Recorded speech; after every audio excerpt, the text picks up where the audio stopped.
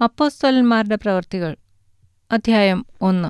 തെയോഫിലോസേ, ഞാൻ എഴുതിയ ഒന്നാമത്തെ ചരിത്രം യേശു തിരഞ്ഞെടുത്ത അപ്പോസ്തലന്മാർക്ക് പരിശുദ്ധാത്മാവിനാൽ കൽപ്പന കൊടുത്തിട്ട് ആരോഹണം ചെയ്ത നാൾ വരെ അവൻ ചെയ്തും ഉപദേശിച്ചും തുടങ്ങിയ സകലത്തെയും കുറിച്ചായിരുന്നുവല്ലോ. അവൻ കഷ്ടം അനുഭവിച്ച ശേഷം 40 നാളോളം അവർക്ക് പ്രത്യക്ഷനായി ദൈവരാജ്യം സംബന്ധിച്ച കാര്യങ്ങൾ പറഞ്ഞുകൊണ്ട് താൻ ജീവിച്ചിരിക്കുന്നു എന്ന് അനേകം ദൃഷ്ടാന്തങ്ങളാൽ അവർക്ക് കാണിച്ചു കൊടുത്തു. അങ്ങനെ അവൻ അവരുമായി കൂടിയിരിക്കുമ്പോൾ അവരോട്, നിങ്ങൾ യെരൂശലേമിൽ നിന്ന് വാങ്ങിപ്പോകാതെ എന്നോട് കേട്ട പിതാവിൻ്റെ വാഗ്ദത്തത്തിനായി കാത്തിരിക്കണം. യോഹന്നാൻ വെള്ളം കൊണ്ട് സ്നാനം കഴിപ്പിച്ചു, നിങ്ങൾക്കോ ഇനി ഏറെ നാൾ കഴിയും മുമ്പേ പരിശുദ്ധാത്മാവ് കൊണ്ട് സ്നാനം ലഭിക്കും എന്ന് കൽപ്പിച്ചു. ഒരുമിച്ച് കൂടിയിരുന്നപ്പോൾ അവർ അവനോട്, കർത്താവേ, നീ ഇസ്രായേലിന് ഈ കാലത്തിലോ രാജ്യം യഥാസ്ഥാനത്താക്കി കൊടുക്കുന്നത് എന്ന് ചോദിച്ചു. അവൻ അവരോട്, പിതാവ് തൻ്റെ സ്വന്തം അധികാരത്തിൽ വെച്ചിട്ടുള്ള കാലങ്ങളെയോ സമയങ്ങളെയോ അറിയുന്നത് നിങ്ങൾക്കുള്ളതല്ല. എന്നാൽ പരിശുദ്ധാത്മാവ് നിങ്ങളുടെ മേൽ വരുമ്പോൾ നിങ്ങൾ ശക്തി ലഭിച്ചിട്ട് യെരൂശലേമിലും യഹൂദയിൽ എല്ലായിടത്തും ശമര്യയിലും ഭൂമിയുടെ അറ്റങ്ങളോളം എൻ്റെ സാക്ഷികളാകും എന്നു പറഞ്ഞു. ഇതു പറഞ്ഞ ശേഷം അവർ കാൺകെ അവൻ ആരോഹണം ചെയ്തു. ഒരു മേഘം അവനെ മൂടിയിട്ട് അവൻ അവരുടെ കാഴ്ചയ്ക്ക് മറഞ്ഞു.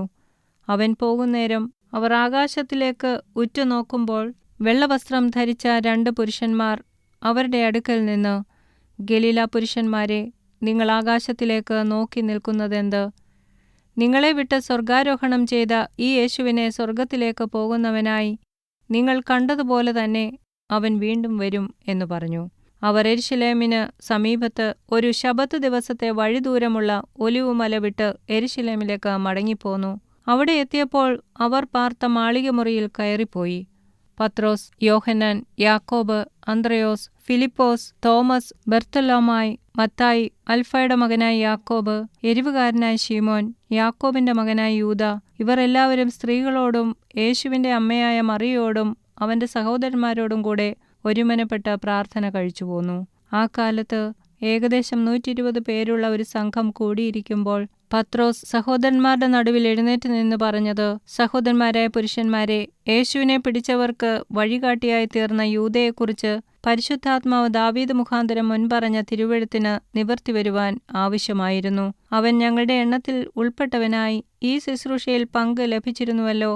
അവൻ അനീതിയുടെ കൂലികൊണ്ട് ഒരു നിലം മേടിച്ചു, തലകീഴായി വീണ് നടുവെ പിളർന്ന് അവന്റെ കുടലെല്ലാം തുറിച്ചുപോയി. അത് യെരൂശലേമിൽ പാർക്കുന്ന എല്ലാവരും അറിഞ്ഞതാകൊണ്ട് ആ നിലത്തിന് അവരുടെ ഭാഷയിൽ രക്തനിലമെന്നർത്ഥമുള്ള അക്കൽദാമ എന്ന പേരായി. സങ്കീർത്തന പുസ്തകത്തിൽ അവന്റെ വാസസ്ഥലം ശൂന്യമായി പോകട്ടെ, അതിലാരും പാർക്കാതിരിക്കട്ടെ എന്നും അവന്റെ അധ്യക്ഷസ്ഥാനം മറ്റൊരുത്തന് ലഭിക്കട്ടെ എന്നും എഴുതിയിരിക്കുന്നു. ആകയാൽ കർത്താവായ യേശു യോഹന്നാന്റെ സ്നാനം മുതൽ നമ്മെ വിട്ട് ആരോഹണം ചെയ്ത നാൾ വരെ നമ്മുടെ ഇടയിൽ സഞ്ചരിച്ചു പോന്ന കാലത്തെല്ലാം ഞങ്ങളോടുകൂടെ നടന്ന പുരുഷന്മാരിൽ ഒരുത്തൻ ഞങ്ങളോടുകൂടെ അവന്റെ പുനരുത്ഥാനത്തിന് സാക്ഷിയായി തീരണം. അങ്ങനെ അവർ യുസ്തോസ് എന്ന മറുപേരുള്ള ബർശബ എന്ന യോസഫ്, മത്ഥിയാസ് എന്നീ 2 പേരെ നിർത്തി. സകല ഹൃദയങ്ങളെയും അറിയുന്ന കർത്താവേ, തന്റെ സ്ഥലത്തേക്ക് പോകേണ്ടതിന് യൂദാ ഒഴിഞ്ഞുപോയ ഈ ശുശ്രൂഷയുടെയും അപ്പോസ്തോലത്വത്തിന്റെയും സ്ഥാനം ലഭിക്കേണ്ടതിന് ഈ 2 ഏവനെ നീ തെരഞ്ഞെടുത്തിരിക്കുന്നു എന്ന് കാണിച്ചു തരണമേ എന്ന് പ്രാർത്ഥിച്ച് അവരുടെ പേർക്ക് ചീട്ടിട്ടു. ചീട്ട് മത്ഥിയാസിന് വീഴുകയും അവനെ 11 അപ്പോസ്തലന്മാരുടെ കൂട്ടത്തിൽ എണ്ണുകയും ചെയ്തു.